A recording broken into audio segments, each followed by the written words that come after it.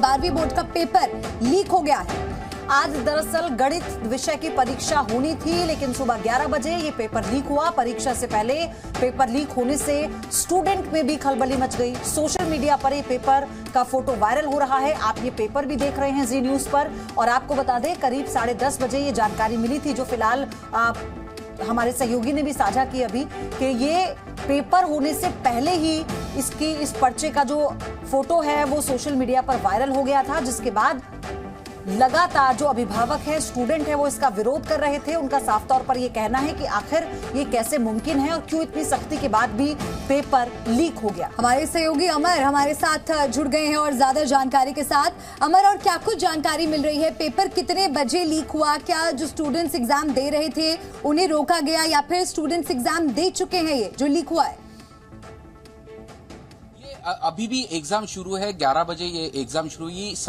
आज मैथ्स का पेपर था 12वीं के मैथ्स के पेपर के शुरू होने के बिल्कुल पहले ये पेपर सोशल मीडिया पे उपलब्ध हुआ।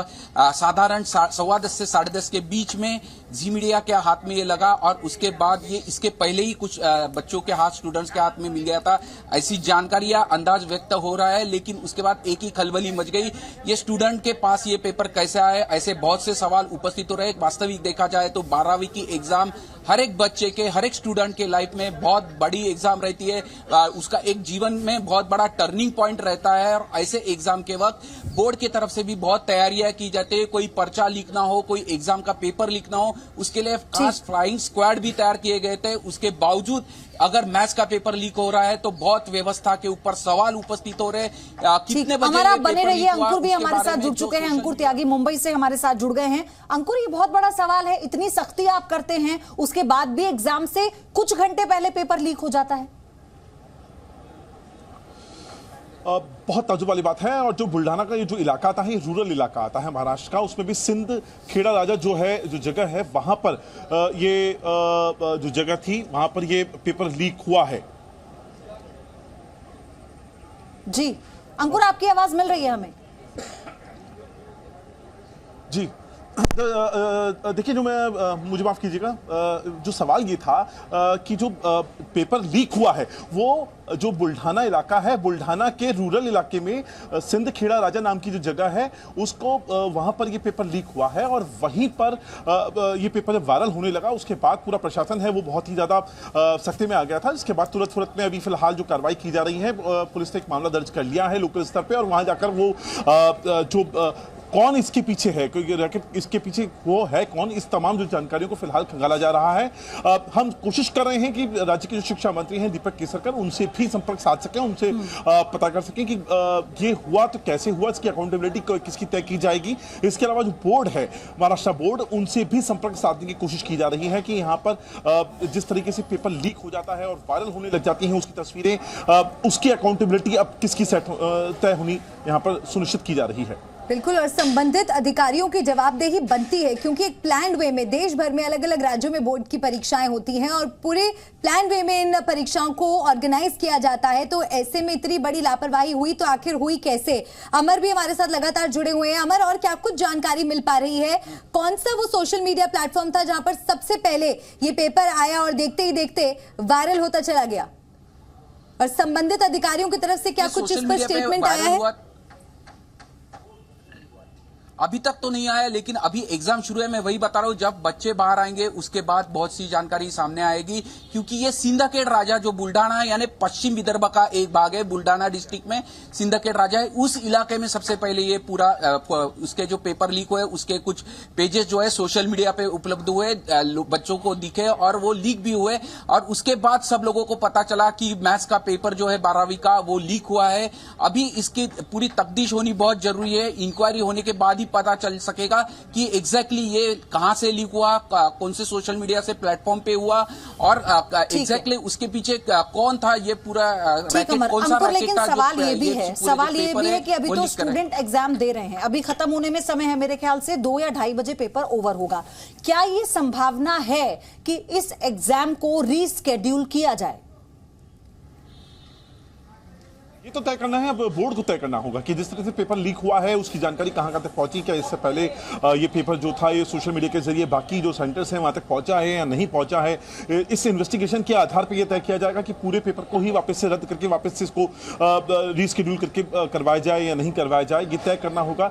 पहले तो जांच बहुत जरूरी है इस मामले में, जितना जल्दी जांच कर पाएगा बोर्ड तो वहां पर अकाउंटेबिलिटी भी सेट होगी, और इसके अलावा जो कितने हजार लाख छात्र हैं उनका जो पूरा जो भविष्य है वो अब आधार पर लटक गया है, उसको लेकर भी जो अनिश्चितताएं हैं वो यहां पर तभी साफ हो पाएंगी जब एक बार बोर्ड अपनी तरफ से इंक्वायरी करके इस बात को सुनिश्चित कर पाएगा कि क्या सिर्फ बुल्ढाना का जो इलाका है वहीं पर रिशेड्यूल कराने की जरूरत है या फिर जो पूरा राज्य है उसी में, चूंकि सोशल मीडिया का वक्त है, अगर एक पेपर लीक होता है तो महज कुछ सेकंड्स या मिनट्स में वो पूरे स्टेट में फैल जाना कोई बहुत बड़ी बात नहीं होती है। और ऐसे में ये जो तय करना है वो अब बोर्ड को तय करना है, और जो शिक्षा मंत्री हैं दीपक केसरकर उनको अब यहाँ पर इस बात को देखना होगा। बिल्कुल अंकुर, और हैरान करने वाली बात यह है कि अगर पिछले महीने की बात की जाए तो बिहार में भी बोर्ड परीक्षाओं के दौरान गणित का पेपर इसी तरह से लीक हुआ था, कॉम्पिटिटिव एग्जाम्स लीक हो जाते हैं। ऐसे में तो पूरी प्रणाली पर ही सवाल उठते हैं, किस तरह से घोर लापरवाही हो रही है।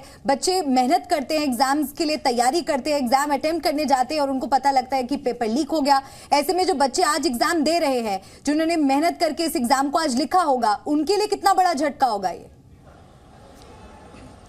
देखिए, आप सिर्फ बच्चों की बात कर रही हैं, बच्चों के साथ बच्चों का बोर्ड ऐसा माना जाता है कि वो सिर्फ बच्चे के लिए परीक्षा की घड़ी नहीं होती है, उनके माँ बाप के लिए भी एक परीक्षा की घड़ी होती है, और वो भी 12th बोर्ड है जिसके बाद बच्चे का जो भविष्य है वो आगे हायर एजुकेशन की तरफ जाने की तरफ होता है। और ऐसे में बोर्ड का पेपर का लीक हो जाना महाराष्ट्र में, और उस वक्त में जब हम सोशल मीडिया के दौर में जी रहे हों जहाँ पे चीजें वायरल होने में महज कुछ मिनट कुछ सेकेंड्स लगते हैं, ये अब यहाँ पर देखना होगा कि किस तरीके का एक्शन यहाँ पर लिया जाता है, और एक्शन के साथ क्या बोर्ड अब तैयारी कर रहा है इस पूरे एग्जाम को रद्द करके दोबारा ये पूरे राज्य में ये वाला जो मैथ्स का पेपर लीक हुआ है इसको करवाने की, या फिर वो एक एरिया लिमिटेड तक उस चीज को आइडेंटिफाई करेगा जहां पे पेपर लीक हुआ है और उसके बाद उसको किया जाएगा। ये तब तमाम चीजें होंगी जो थोड़ी देर के बाद अब यहाँ से चूंकि अभी चीजें आई हैं, लोगों के संज्ञान में आई हैं, जो मंत्रालय है वहां पर जो विधान भवन है जहाँ पे इस वक्त बजट सेशन चल रहा है 1 महीने का, वहां पर भी नेताओं की तरफ से प्रतिक्रिया आनी शुरू हो गई है। अंबादास दानवे हैं, उन्होंने अपनी प्रतिक्रिया दे दी है, और जो नेता है बढ़ चढ़ के इसके ऊपर बात करने के लिए तैयार हो रहे हैं। थोड़ी देर के बाद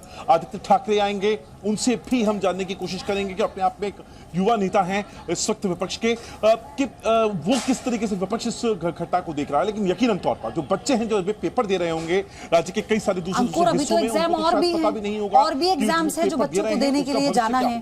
तो अभी हमें इन बिटवीन इसी टाइम पीरियड में एक डेडलाइन के तहत यहाँ पर एक्शन लेना होगा विभाग को। ये बताना होगा कि अब अभी मैथ्स का पेपर लीक हुआ है, लेकिन जो बाकी एग्जाम बचे हैं वो सुनिश्चित किया जाए कि पर्चा बाहर ना निकले।